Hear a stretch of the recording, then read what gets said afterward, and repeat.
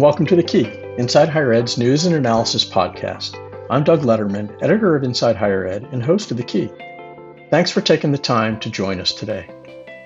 Data is a four-letter word in some quarters of higher education, even as many people call for colleges and universities to get better at using data and analytics to support institutional decision-making.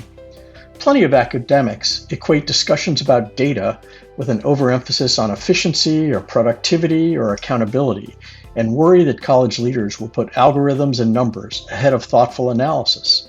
Amelia Parnell strongly believes in the power of good information to help college faculty and staff members make better decisions. But in her book, You Are a Data Person, Strategies for Using Analytics on Campus from Stylus Publishing, Parnell describes a very expansive view of data-informed conversations that just about everyone in a campus community can and should be able to participate in. Parnell, Vice President for Research and Policy at NASPA, Student Affairs Administrators in Higher Education, joins this week's episode of The Key for a conversation about the different ways that professors, administrators, and staff members can use data in their everyday work and contribute to important discussions across the institution, whether they consider themselves data people or not.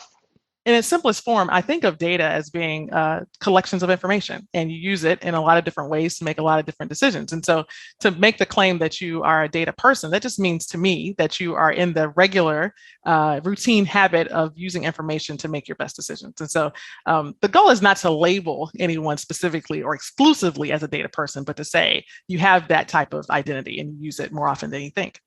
Before we start today's discussion with Amelia Parnell, here's a word from D2L, whose support helps us bring you this episode of The Key. This episode of The Key is sponsored by D2L Brightspace, the LMS partner for top institutions around the world. D2L is a global leader with a cloud-based platform that is easy, flexible, and smart. See how you can level up your LMS at www.d2l.com. Now on to our discussion with Amelia Parnell, Vice President of Research and Policy at NASPA. Amelia, welcome to The Key, and thanks for being here. Thank you very much for the invitation. I guess I wanted to know how you define a data person, what you mean by it, how widely does that tag apply on a typical college campus? I think there are people who tend to think of themselves as not data people at all, and I'm just curious how you think about that. Yeah, so that's a great question. I have to admit that the title of the book, I did that by design to be catchy, but with the nuance that I did not say you are a data scientist or you are a data analyst. And intentionally, I put it that way so that it would open the door for more people to say that they would accept that they have to use data or some type of information in their daily work. And so that part I think is true. But for those who would say, hey, I'm not really working in a data office. I'm not an institutional researcher, and I don't nearly come even close to using data as often as some others. I think that's okay. But I do want to make the case that data use and information use is a part of everybody's job. And so I think a little bit of the focus of the book will be on teasing out for the reader some of the things that connect to making data-informed decisions, things that we might not necessarily consider to be a data-oriented role, but it does have an adjacent effect on it. Let's break that term data person down. I think we know what people are. What about data? How do you define data, and how does that affect how you think about what makes just about everybody in one way or another a data person? In the most simple way, data is information, and that data can be robust, it can be comprehensive, or it could be very simple. And so I think when someone tells me I'm not a data person, I typically say, but you are a data person. They say, well, no, I'm not. And I say, let me tell you why you are. And I would say, did you check the weather today? And they would say, of course I checked the weather. And I would say, what did it tell you? How many degrees will it be outside? And they'll answer that. And I'll say, that's an information point. And at some point, if you look at trends data or trend weather points over the week, now you're building a bit of a data collection, so to speak. So in its simplest form, I think of data as being collections of information, and you use it in a lot of different ways to make a lot of different decisions. And so to make the claim that you are a data person, that just means to me that you are in the regular routine habit of using information to make your best decisions. And so the goal is not to label anyone specifically or exclusively as a data person, but to say you have that type of identity and you use it more often than you think. Are there things about the current moment we're in that make it more important than it might have been before for the typical college administrator, the typical faculty member? to think of themselves in this way. I guess I'm curious whether you could have envisioned writing this book or envision this book being written 20 years ago or even 10 years ago, or are there things about today that sort of require more of us to be what you would define as a data person? So I think it's a yes and no for me in terms of 20 years ago. I think from a relational standpoint, and I think those who read the book will see that it does emphasize pretty heavily on collaboration, the idea of creating a data climate and a culture in which professionals embrace the opportunity to work together and share their respective strengths. So I think 20 years ago, that type of thing would have been absolutely relevant. I think that 20 years ago, there was not nearly as much conversation about uses of data for predicting outcomes and prescribing certain interventions and things like that. So if the book that time ago had come out, I don't know that it would have landed the same way. But I do think the kind of the impetus for the book, the idea that because we now have a lot more pressure to show with outcomes, how things are working, how things are going, it can create a bit of a siloed effect or even divisiveness within a campus, those who would say that either they have the skill or they don't have the skill. And so a book like this right now, I think is a pivotal time to remind us that even 20 years ago, when data were maybe not used in such a sophisticated way, we had to work together and we had to make decisions collaboratively. So I think fast forwarding to now, that theme is still here. And I think the timeliness of it, of a book like this, to help people not see data as something that's scary or punitive or competitive or detrimental to how they want to do their work, I think the time is right for that. It's a great segue. One of the reasons I wanted to talk to you about this book is because when we at Inside Higher Ed write about data initiatives or have discussions about the use of data to influence decision making, which I think we're doing more and more, we often get pushback from people who view the emphasis on data as, pick your poison here, either promoting excessive accountability or focus on efficiency or productivity, which are kind of dirty corporate words in certain circles, or reductionism. How do you describe the importance of your pretty broad definition of data in ways that avoid provoking the people who tend to take that critical point of view? There are a couple different ways I typically describe it. The first is that when someone says, let's meet together and have a data session, let's have a data informed discussion, oftentimes somebody's going to say, well, who's the data person coming with the metrics? Who's the person that's going to be walking us through the dashboard or showing us some type of visualization? And that's good. I think the regular use of data to look at performance and operations and productivity, there's nothing wrong with that. But if the conversation becomes exclusively that, I think it creates a space where you could easily have two colleagues who are both working on a particular program, and someone says, show me your data, show me how it's performing, how it's operating. And if one's data may indicate a higher uptake than the other, that usually leads to a conversation about, well, what's wrong with the one that doesn't have the higher outcomes? And should we change things? And now these two professionals who both came to a data informed conversation are now in competition with each other. And so I think if you take that, extrapolate it out, you could easily have an environment that becomes competitive, it becomes political, you're now jockeying for resources. And I think one of the most concerning comments I got, it was in a reception, and I was talking with somebody who worked on a campus as a VP. And what they told me was, I have a close relationship with the IR director because data is power. And in that conversation, it immediately told me that any data conversation that you have, if you're not careful, communicating the importance of using data could then turn into something where it makes people uncomfortable, maybe even nervous about sharing things that are not going well, or even nervous about sharing things that are going well. And so I don't think that the goal with any of this conversation is to somehow suggest that we should no longer care about outcomes or operations. We're running multi-million-dollar businesses, so we have to look at those things. But I think in order for those outcomes to show up the way we want them to, the emphasis on context, communication, collaboration are equally as important. So I hope that this book really promotes the idea that people can bring a lot of different strengths and abilities to a conversation. And the use of data is just one part of it. And doesn't always have to be metrics. It could be qualitative data. It could be a lot of other things. And so I'm really hoping that when someone sees the title of this book, they might say, this was the book for me, because they've been in a conversation where they felt a little anxious about the overall goal and how their work might be situated in that. So when you talk about the different strengths or capabilities that people might bring that would get them included in your broad definition of data people, you have something you call the data identity framework, which I think my sense is that it sort of helps lay out the different ways that people can contribute to conversations and decisions about data. What can you tell us a little bit about the data identity framework and why it's important? Yes, I would love to. So In starting this book, I really had an outline where I kind of had in my mind maybe three different things. And one of those things was research and analysis. So naturally, if someone brings up a data-informed conversation, you have to actually have the data and you have to have some ability to actually analyze it and determine, what's the right computation, things like that. But it became obvious to me that communication and consultation is also equally as important. So you could easily have a situation where someone comes to the meeting with a report and they've done extensive analysis, but when it comes time to explain it, someone in the room is saying, well, I'm not really getting it. I'm not really sure what these numbers really mean. To have somebody in the room who can actually translate a little bit there and consult and say, hey, let's connect this point to that point, that really helps. So those would be two. The first being research and analysis, obviously, communication and consultation, obviously, but curiosity and inquiry is a really important piece here. I've been in a lot of conversations where someone said, wouldn't it be nice to know? And then they insert some type of random question. And it's only random to the extent that maybe somebody's been thinking about it, but they haven't asked themselves, what would we do if we did know? And so being able to ask the clear question helps you make sure that you're using that analysis in the most appropriate way. So that's number three.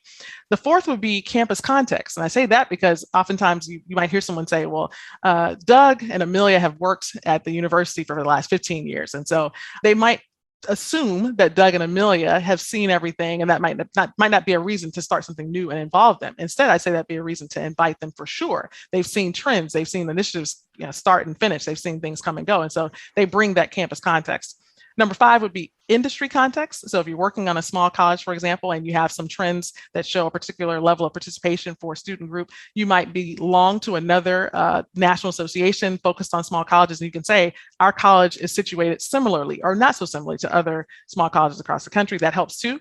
And then the last is strategy and planning, the ability to execute a course of action. So let's say you got the right information that you need to answer the appropriate question. You know the context of the campus and how it's situated nationally, and you want to figure out what to do. And so what I'm claiming in the book is that we all have a little bit of all of these things. And so the goal of a data-informed decision-making process is to use the information you have to address a core need and make an informed decision. And so I think all of those respective assets that people bring make it a much more robust and collaborative process. So that if you have someone in the room who says, hey, I'm not the one who's done the most recent statistics on this, but I do happen to know that I talk with students every day and they always tell me this. So your campus context is showing. So in the book, I'm making the claim that we all have either an emerging or developing or strong level ability in each of those things. And even within those six, there are 4 additional subcomponents. So there's enough room in there for everybody to find some strengths. And I think that's the place where I want the conversations to start.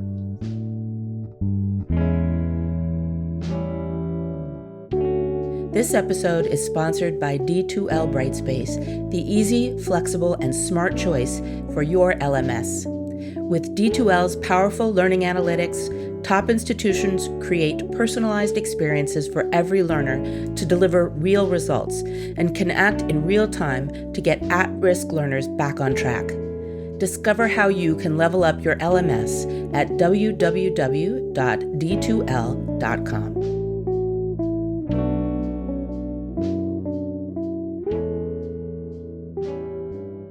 I'm speaking today with Amelia Parnell, Vice President for Research and Policy at NASPA and author of You Are a Data Person. So I'm picturing people listening to this podcast and whether they were attracted by it because they thought it was a good thing or because they figured it was a conversation with the devil about data. I'm picturing, and I'm going to stereotype, but I'm picturing an English professor who might say, I teach these books, and that's what I do. That person, I suspect, is only thinking about data-driven decisions around which programs are performing well and which ones should we get rid of. What are some of the kinds of conversations and decisions that are maybe less obvious that you would think maybe would be attractive and important potentially to a English professor or to help us out here? Mm-hmm, mm-hmm. Well, the first point I'd make is that not all of every single data conversation has to take place on a very public stage. And so to that professor who says, I'm being forced to answer these questions about outcomes of my particular class and how my instruction is going, that probably could be the case on campus, but there could be many, many more conversations between colleagues, between professors that never actually go outside of the division, that actually take place and can lead to great outcomes. So for example, I think it's probably routine and commonplace for us to look at things that relate to outcomes, to what extent did students graduate, did this program produce a certain result. In the book, I'm making the case that we should also look at needs assessments as well as process assessments. And those type things actually lead to better outcomes. So for example, using that faculty member, I could see something that many professors probably already do, which is to do a real-time poll. Let's say they're in the classroom setting and they're about to discuss a particular reading and they want to get a sense of if the students have felt like they really understood the material. And so doing a live poll, it doesn't have to be fancy or sophisticated, but that's a real-time way to check the process. Should they use the time allocation a certain way or another? I can see a community college counselor who's working on orientation with students, looking at their materials to see if those materials have enough various formats to address students' needs. So are they offered in multiple languages, or are they recorded so that students who are visually impaired might be able to listen? So those are types of ways to do assessments that relate more to needs. What do the students need at the time? And if it turns out that something needs to be adjusted, that's not broadcast for everybody at the whole campus to know, but that's a real-time use of data that you can collect specific to what students need. In addition, when I mentioned process, so you got needs assessments, but you also have process assessments. I could see a residence life administrator seeing low participation in a community building activity. And it might be tempting to go straight to the outcome. Let's say that activity is hosted monthly. I could see someone saying, well, if nobody's coming, let's just go ahead and cancel it. Let's not do it anymore. Instead, maybe look at the process. What time of day is it offered? What's the material that's going to be discussed in that particular activity? Could it be tweaked a little bit? So I think all around us are data-informed discussions and decisions. Not all of them have to relate to outcomes. I think a thorough job on needs assessment and process assessment can help us lead to better assessments of outcomes. So that faculty member who might be skeptical, I think I would give them some credit for what they're already doing and suggest that maybe their needs assessments and their process assessments are the ways to make the biggest impact that they can control. I think you've put your finger on it. A lot of the worry about a data-driven culture is that the data can and will be used against me in a court of tenure or a court of budget cutting. What is the pushback you tend to hear most against use or overuse of data to influence decision making? I don't know if I would say large scale feedback, critique, or concern, but I do see an emerging need that's probably now more prevalent than ever, which is strategic communication and context setting. And so I think there can be an overdependence on data. And without the context, you could easily jump to quick conclusions and make decisions that are not appropriate for what you're talking about. So I think that there's always going to be a need to situate most decisions with data. And I oftentimes make the joke that data don't drive, they don't have a car, but most times data inform. And so the data really can show you kind of the current state of things. But the decision making is still going to be ours to make. It doesn't matter how fancy your artificial intelligence is going to be or your predictive model. At some point, some human person is going to have to decide what to do. So using that same weather example, if I look out at my forecast and it says tomorrow it's going to be 70 degrees, the forecast doesn't say, so wear shorts. It just tells you it's going to be 70 degrees. I have to decide, what to do after that. So making those decisions is often tough. And I think that communication part is really critical. Again, back to the purpose of the book, is to spark conversation so that if you have someone with some data and information that probably are useful and they want to make a decision, they need to talk to colleagues and share amongst each other what's really going on. So that contextual piece, if it's missing, it does create that climate that you just described, the one where people are definitely nervous, all types of reasons why people should be concerned about the misuse or overuse of data, or depending on it in inappropriate ways. But on the flip side, you get to have a group of colleagues who are coming with their best strengths to the table and sharing what they have. It's like a buffet. Everybody gets a little bit of piece of the meal, and it's better when you share than trying to do it all on your own. I know that sounds cheesy, but that's really the vision that I had when I was writing it. One of the biggest tensions I've seen around data over the years is this question of their use for internal or external purposes. A lot of my experience was around the political conversation around student learning assessment and outcomes 10 to 15 years ago during the Bush administration. There was this dichotomy about whether the focus on student outcomes was for internal purposes, for institutional improvement or individual improvement, if we're talking about an academic department or a specific course, or for external purposes, more of an accountability framing. The data can obviously be used for both. It seems like you're more focused mostly on internal improvement. Am I hearing that right?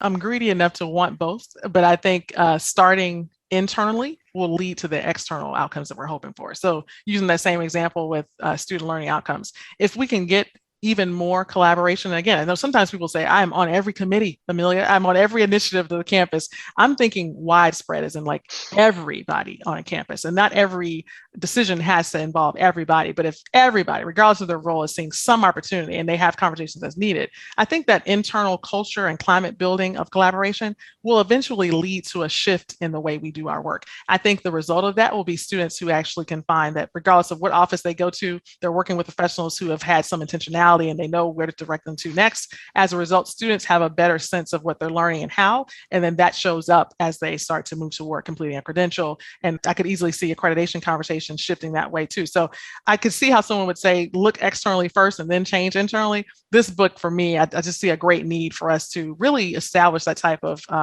collaborative environment. There are people who think higher education isn't data focused enough. And then that leads to a question of, do we not have enough data? Do we have the wrong data? Do we not understand the data we have? Which of those is true? Which is the bigger problem in your eyes? So I wouldn't say that we don't have enough data. I think we have a lot of data. Some people say data rich, information poor. I don't really have a quip like that to say, but I do think we have quite a bit of data. And I think there's a lot of opportunity there to do some different types of analyses. And I think that's when we get into spaces where you move into predictive modeling and even from predictive to prescriptive, decision-making, things like that. So I don't see it so much as an issue of we just need more data. I don't even think it's necessarily that we have the wrong data per se. I do think there's a place to go back to the questions that we're trying to answer though, and whether the data that we have are appropriately paired for the questions that we want to find the best answers to. I also think that there's this culture of quick, fast. I need to know now. This particular outside entity needs this. We need to get this answer right now. And the faster we move, the more we lose the opportunity for the contextual pieces that are so critical. So if it truly is, I got a phone call and someone wants to know what is the number of students who graduated within the last 5 years with this particular major. And without the context of knowing what that information would be used for, you could miss an opportunity to talk about more than just the number of students who graduated, but why. So I don't think that we have a shortage of data. I don't even think we have a shortage of good data. I think that we have a misalignment of putting that good data toward the questions that we need to answer most with the right context. And that takes time. And that time should be spent collaboratively across the campus. A lot of conversations around higher education get oversimplified because of generalizations when the reality is much more complex, depending on how something might be affecting different groups of students or playing out at different types of institutions. Having more disaggregated data seems like it would help avoid that tendency to make overly simplistic statements about higher education. How key is disaggregation of data, particularly at a time when we are paying more attention to equity of various kinds? I think that in the bigger context of the discussion, disaggregation is but one way to approach it. It won't be the solution to everything that we're looking for. It certainly will get us farther than it did before. I mean, I think those who were in denial and saying, well, no, I don't really see difference in outcomes among our students, I think it's doing pretty well. That's someone who's speaking at a very macro level. So the immediate push is to say, well, show me specifically by certain student groups, race, ethnicity, income level. And that pushed the conversation to say, well, actually, this very broad statement that you made doesn't look quite the same for various student groups. But we were doing that, years ago. I think that at the core, as long as we are in a space where there may be not as many resources as a campus would like, unless somebody comes in with a whole lot of money and can say to do whatever you want to, I see some of the impetus on disaggregation and other tactics to be, if we only have a certain amount of resources, let's put those resources where we need them to be placed most. And in order to find that, let's see which students are performing at a certain level and could benefit from additional resources. In order to do that, let's disaggregate. I think we'll always have a tension between tailoring and a community-based approach. The more you tailor it to an individual student's needs, the more it's going to cost, but it'll be effective. It'll just be really expensive. And I say even within a particular student group, there's a need to have more nuance there. So let's say we do disaggregate the data and you do look at it by gender identity. You say men have this outcome, women more often have this outcome. Not every woman is the same, so it's like an unraveling, and you can go as far as you want to, but I don't think disaggregation is, a bad thing. I think we should continue it. I just don't think it's the only thing. I think there's more to it. And there's one other topic that it seems probably important to bring up anytime we're talking about data is about privacy. And I'm curious, again, it's not exactly the focus of your book or the thrust of this conversation, but do you believe that, and again, I don't get the sense that you're necessarily talking, except maybe in a classroom context, about sort of a professor's understanding of his or her students. Yeah. But so I don't necessarily think you're necessarily talking about sort of individualized data that could potentially be at risk. But obviously, any conversation about data that is at some point based on individuals creates some risk of privacy invasion. So how does that play into the book or into your thinking about this? It plays into both. And honestly, it's one of my favorite questions to answer because there is a lot in that question that relates to just the climate for data use. So I'll give you a great example. Many years ago, early conversations about how to use Wi-Fi data or track students if they have a mobile phone, something like that. And the idea that you can then pair that data with students' use of a particular service. So that student happens to be walking past the library at the time that tutoring is offered, and then they get a ping on their phone that says, "Hey, Amelia, it looks like you're at the library. Tutoring is available on the 4th floor." This question of like, "Oh, hey, that's too much." Now you're starting to do surveillance on students. That's creepy. You shouldn't do that. I think it does come back to, of course, privacy. To what extent should the campus really be knowing what students are doing? But it also comes back to that theme of communication. So let's say that communication via text to the student might make the student say, "How did you know where I was? And how often have you been watching me? And what else have you been watching?" That type of thing. So I think it comes down to, number one, letting students know how their information is used. And I don't know that the average student is thinking to ask those questions. I find that most often it's professionals, administrators, leaders like me and you who are talking about it and saying, give them an opt-out option, something like that. Most students, I think when we talk to them, their sentiment is that as long as it's not being used for some type of inappropriate reason, they would probably be okay knowing that the campus has some information about them. But to your point earlier about maybe faculty knowing about an individual student's situation, something other than their grades, what would it be like if a faculty member knew about a student's student loan debt, for example? Is that too much to know? What happens if an academic advisor knows about something like that? So I think, again, the level of communication with the student about what's known about them, as well as the level of communication among colleagues about how to make decisions based on that. It'd be real easy to say if a certain student has a financial position that we might deem as being possibly difficult for them to maintain, and they're not performing well in class, to combine those two things together and say, well, they must be doing poorly in class because of that, or they may not be doing well financially because of this. That's when you start to run into really difficult things here. So I think it's not exclusively the privacy question so much as it is, what do we do with the information that we find out and have to hold so close to being, really borderline inappropriate. So I think you could probably ask me any question. I'm going to tie it back to strategic communication. But in the book, you asked if it relates to the book, though. So the second part of the answer is yes, it does relate to the book. There's a part of the book where I mentioned the data rules, one of which is know as much as you can about students, but don't be creepy. And I think that's the headline. I hope you enjoyed that very fun interview with Amelia Parnell, Vice President for Research and Policy at NASPA. Really appreciated the nuance with which she approached the vexed issues surrounding data use in higher education. I tend to believe that we live in an era of evidence and that colleges and universities, and most, if not all, of the people who work within them, should be making more strategic use of the increasing data available to institutions and instructors to make better decisions about and for students. I also believe that information and data are only conversation starters, and that overdependence on measurement and data can skew decisions that don't prioritize mission and values and student interests most of all. That's all for this week's episode of The Key. Thanks to Amelia Parnell, to D2L for sponsoring the last 6 episodes, and as always to you for listening. I'm Doug Letterman, and until next week, stay well and stay safe.